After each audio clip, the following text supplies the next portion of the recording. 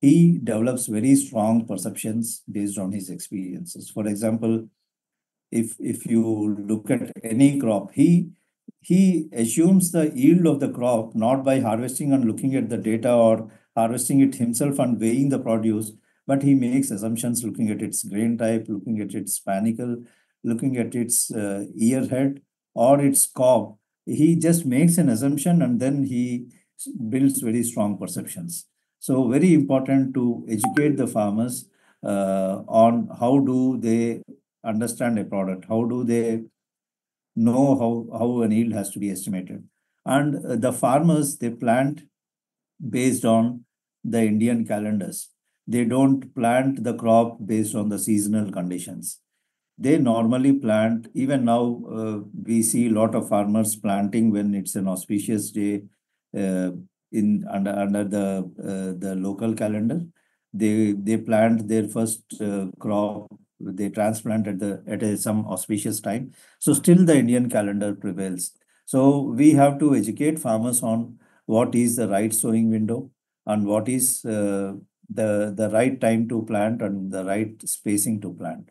And profile of the farmers very important when we get into marketing is to understand the farmer. So he is less literate.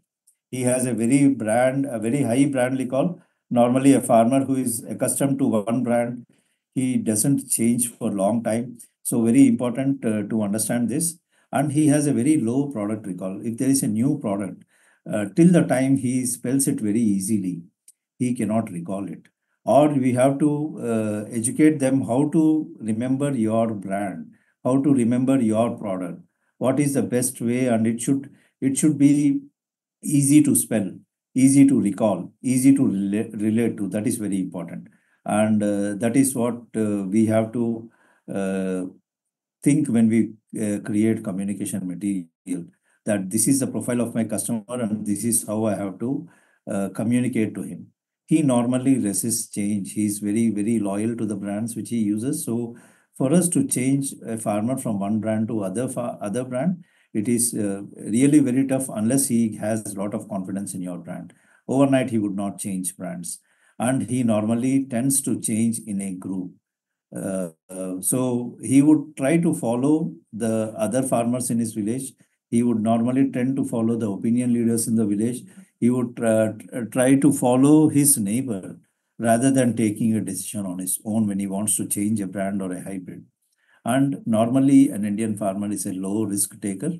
So he normally doesn't change until unless there is an influence from a retailer or distributor. If he gets something on credit, he may change.